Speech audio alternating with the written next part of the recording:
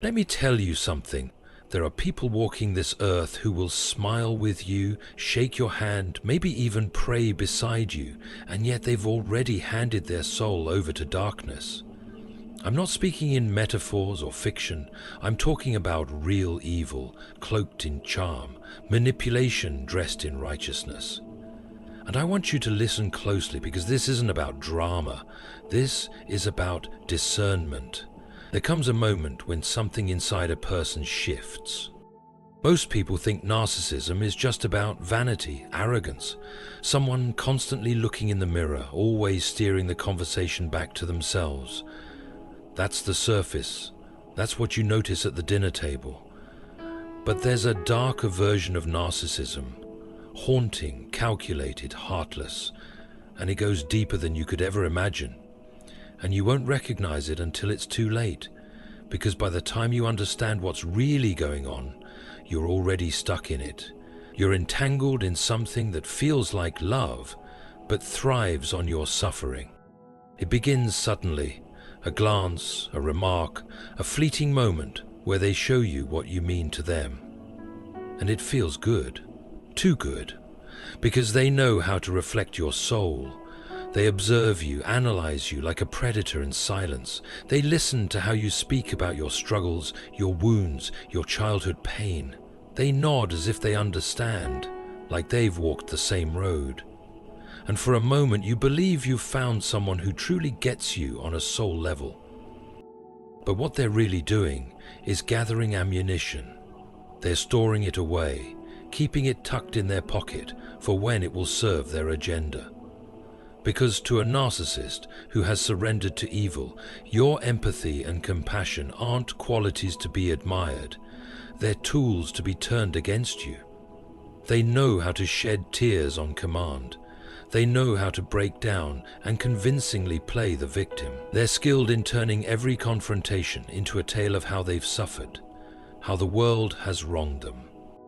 And you, being the empath, the one with a heart, you step back, you soften, you think maybe I'm being too harsh, and just like that, they've neutralized you. They've taken your kindness and used it as a weapon. You begin to notice patterns. The apologies never lead to change. The promises never stop the betrayals. And every time you try to walk away, they pull you back in with just enough vulnerability to keep your hope alive. That's the trap. They don't need to keep you joyful. They just need to keep you attached. They feed you just enough affection, just enough validation to make you question your instincts. And when you're at your most broken, when your heart is wide open and raw, they strike, not with fists, but with silence, with withdrawal, with words that cut so deeply you bleed internally without even realizing it at first.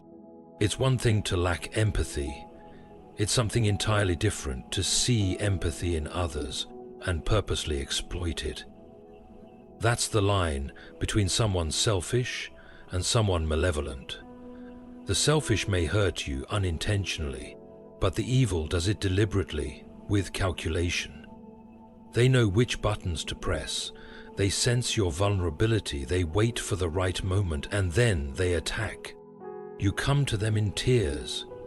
They remain cold. You open up about your trauma. They seem sympathetic, then later twist it into a weapon during an argument. You share your deepest fears, and when they're angry, they use those fears like daggers. That's not human error.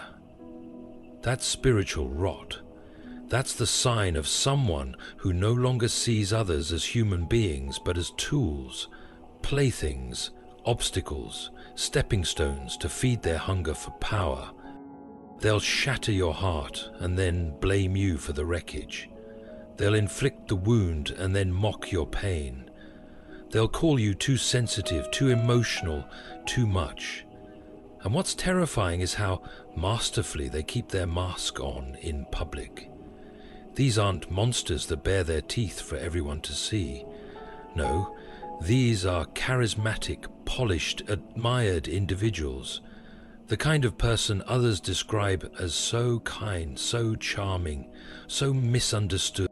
And that makes your pain even more isolating, because when you try to speak up, when you tell the truth, no one believes you.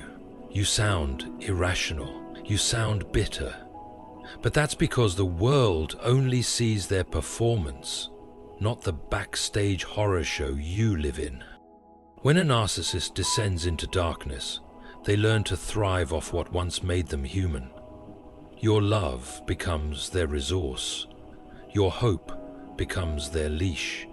And your empathy, it becomes both their shield and their blade. They wield it with such finesse, you begin to doubt your own sanity. You start to think, maybe I provoked them. Maybe I was unfair. Maybe I'm asking too much. But those thoughts didn't come from you. They were planted, whispered, engineered. That's not love. That's psychological warfare. And the most terrifying part? They do it without a trace of guilt, no remorse.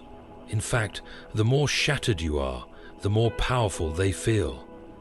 There's a quiet satisfaction in their eyes when you cry, a flicker of joy when you break. And if you ever catch it, that subtle smirk when you're unraveling, then you've seen it. You've seen the evil. Because there's no happiness to be found in the suffering of someone you love. None. But to them, your pain is confirmation. It means they're still in control. It means they still own a piece of your soul. That's how they operate. They don't target the strong, they target the kind, the compassionate, the ones with open hearts. They don't need to harm your body. They want your spirit. And they'll use your own goodness to destroy you. You'll begin to feel like you're tiptoeing through a minefield, where one wrong word could set off an explosion. Or worse, days of icy silence. And the worst part? You'll try harder, you'll give more, you'll over-apologize, over-explain, overcompensate, thinking if you just become perfect, you can fix it. But the goalpost always shifts, because it was never about love. It was never about connection.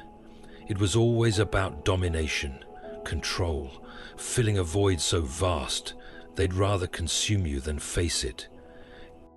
People like this don't just hurt others, they hollow them out, and they do it slowly, methodically, so that you don't even realize it's happening until the damage is irreversible, until the person you used to be becomes unrecognizable in the mirror, until your once bright spirit is dimmed, until your voice is silenced, until the empathy that was your strength begins to feel like your curse. That's how horrifying it is when a narcissist embraces darkness. It's not loud, it's not bloody, it's quiet, it's calculated, it's emotional cruelty wrapped in a smile. There's a unique kind of darkness that arises when someone doesn't merely tell lies, but lives in them, breathes them, thrives within them. I'm not talking about a harmless white lie, the kind we all tell to avoid hurting someone's feelings. I'm talking about something sinister, something precise. When a narcissist has crossed that line into malevolence, truth is no longer just inconvenient, it becomes the enemy. And they will twist it, shatter it, reconfigure it until reality itself is warped. They don't lie like ordinary people. They don't slip up. Their lies are structured, intentional, exact. They don't just say what you want to hear. They say what they need you to believe. They lie to confuse. They lie to isolate. They lie to dominate. And what makes them so dangerous is how convincingly they lie. They don't flinch, they don't stammer. They'll look you straight in the eye and lie so flawlessly that you begin to question whether you're the one who's lost grip on reality. At first, it's minor. Small contradictions. A story that doesn't line up. A change in tone. You catch it. You notice. but you dismiss it. Maybe I misunderstood. Maybe I'm misremembering. That's how it starts, the seed of doubt, because they're not just deceiving you, they're rebuilding your reality. Piece by piece, brick by brick, and you're living inside it. You recall a moment vividly. They say it never happened. You quote a conversation word for word. They insist you imagined it. And the more you cling to the truth, the more they twist it. They don't fight with facts, they erase them. And they do it calmly, smoothly, as if you're the irrational one. That's the real trap. They don't explode, they manipulate. Quietly, consistently, until even your memories feel unreliable. Over time, the fog sets in. You don't know what's real anymore. You start keeping notes, screenshotting texts, rereading messages, not because you're paranoid, but because they've made you feel like you must. That's how they win, not with violence, but by making you abandon your own reality. And here's the terrifying part. They do this not just to hide the truth, but to replace it. They create a new narrative where they're always the injured party, always the misunderstood soul, never the perpetrator. If they lie, it's because you couldn't handle the truth. If they cheat, it's because you weren't meeting their needs. They twist the entire story until every wrong they commit somehow becomes your burden. And when you dare to hold them accountable, they call you. This is not just gaslighting, this is spiritual warfare. It's an assault on your sanity, your clarity, your very perception of reality. They don't just want to deceive you, they want to dominate the way you see the world. Because if they can get you to question what's real, they can get you to rely on them to define it. And once they have you in that place where you're unsure of your memory, your instincts, your very mind, they have control.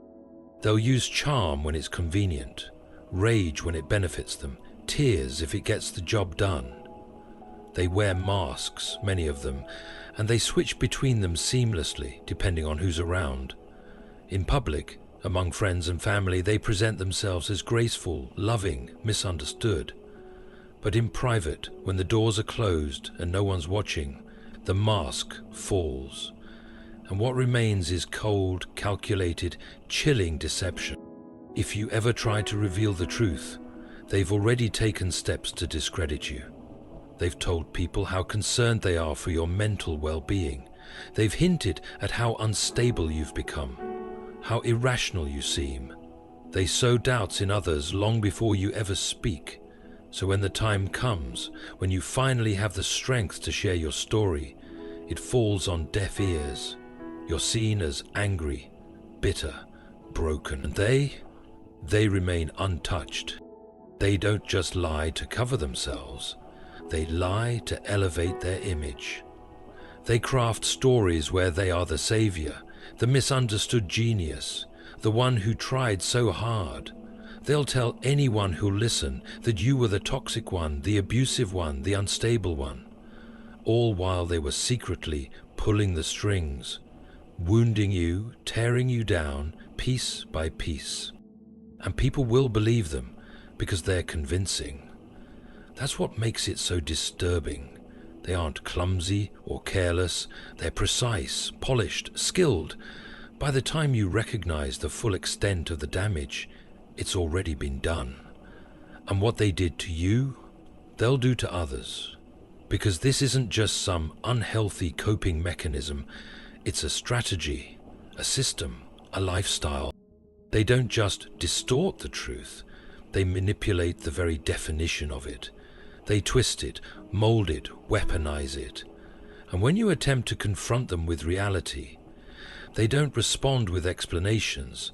They respond with misdirection.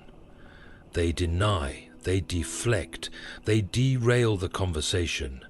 You begin with a simple question, why did you lie? And somehow end up defending your tone, your reaction, your entire character. The core issue gets buried under a landslide of confusion and redirection, and they walk away clean, untouched. You find yourself stuck in a loop, having the same arguments over and over, trying to untangle the inconsistencies, grasping for clarity like it's always slipping just out of reach. That isn't accidental, that's deliberate. Because the more you're chasing truth, the less energy you have to escape. That's the plan. Confuse, distract, delay, and deny. And make no mistake, they know exactly what they're doing. They know they're deceiving you. They know they're manipulating. They know the truth, and they've made a conscious decision to reject it. Worse, some of them take pleasure in it. It gives them a twisted sense of superiority, of dominance, of control. And if you ever manage to pull away, to start healing, they don't stop. They continue spreading lies.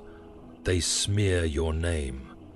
Because your truth, the truth you now carry, is a threat to them. You've seen behind the performance. You've seen what they are. And that makes you dangerous. You try to tell your story, and people struggle to believe it. Because the narcissist has already played their role flawlessly. They've cried at the right moments, complimented the right people, built a persona so spotless that your story seems unbelievable. That's part of the trauma, not just what they did, but how the world sees them afterward. How they walk away without consequence while you're left to sort through the wreckage. That's the chilling reality of dealing with someone who doesn't merely lie, they live in lies. They don't care about truth. They care about image, about perception, about appearing to win. And in their mind, if they can manipulate the world into believing their version of reality, then they've succeeded. There is something bone-deep unsettling that happens when a human being, not a fictional villain, but a real person, begins to take pleasure, not just in having control, not just in being right, but in watching another soul suffer. That's not arrogance, that's not pride, that's not even a bruised ego. That's something darker, something malicious, something that has crossed into spiritual decay. Because when a narcissist starts feeding on your suffering, enjoying your tears, that's when you're no longer facing a flawed human. You're face to face with evil. Real, insidious evil. And the scariest part? It doesn't always look the way you'd expect. It's not always yelling or hitting or raging. Sometimes it's a quiet smirk, a satisfied expression while you fall apart. You might be crying, begging, trembling, and they just stand there, calm, cold, detached. That's not indifference. That's enjoyment. They hurt you, and then they watch. They don't look away. They observe. And instead of guilt, they feel empowered, justified. Because in their twisted worldview, your suffering is proof of their significance. It tells them they mattered, that they still have emotional power over you, and they crave that power like oxygen. So they poke at your pain over and over. They won't punch you. They're far too clever for that. They'll use silence, indifference, mockery. They'll withhold kindness, affection, even basic human decency. And then they'll sit back and observe your desperation. They won't comfort you. That would ruin the performance. They want you shattered. That's the show. You'll see it in their provocations. A normal day, maybe even a peaceful one, suddenly pierced by a single comment, a loaded glance, a passive-aggressive jab. And it lands because it's not accidental. It's tailored, it's precise, designed to strike your insecurities, your soft spots. They know what will wound you most, and they deliver it like a knife to the ribs. Then they feign surprise. What? I was just being honest. Or worse, they tell you you're overreacting. And that's when you begin to question your own reality. Because how do you prove that someone enjoys your pain when every action they take is technically excusable? But you feel it. You see it in their eyes, in the way their lips twitch when you cry, in the tilt of their head as you break. That's not love. That's not concern. That's satisfaction. They're drinking it in, and the more you unravel, the stronger they feel. They circle your self-worth like vultures around a dying animal. They resurrect your past mistakes, your failures, your flaws, not to help you grow, but to watch you shrink, to remind you that in their eyes, you will never be enough. And when you react, when you try to defend yourself, to push back, they drink that in too. That's the moment they've been waiting for. Your energy, your frustration, your collapse. That's their reward. That's their currency. And don't think it ends when you walk away. No. Even after the relationship is over, even after you've gone no contact, they'll still search for signs of your struggle. They'll scroll through your posts, ask around, float rumors, anything to get a reaction, anything to confirm that they still matter. Because your peace, your healing, that terrifies them. They don't want you better, they want you bitter. Bitter means you're still tethered. Bitter means they still have a hook in your soul. They have a disturbing instinct for identifying the vulnerable. And when they find someone who's open-hearted, who wants to connect, who leads with love, they zero in like a predator stalking prey. They'll flatter you, make you feel seen, valued, understood. But the moment your guard is down, the test begins. They'll begin to push boundaries. Little slights at first, subtle disrespect. They're watching to see what you'll tolerate. And if you resist, if you stand tall, they escalate.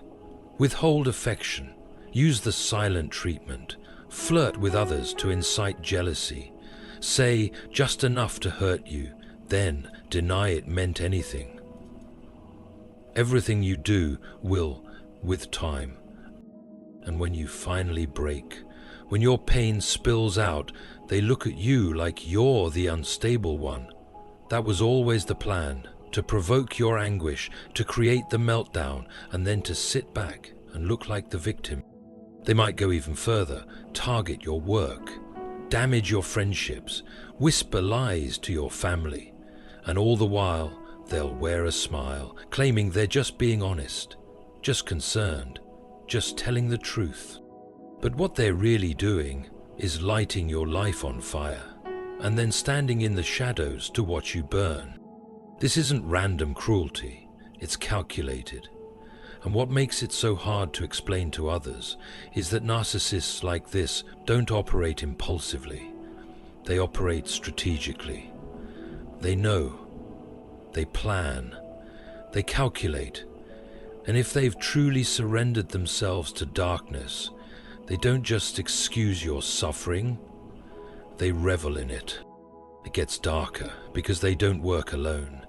They attract enablers, people who admire them, defend them, echo their lies.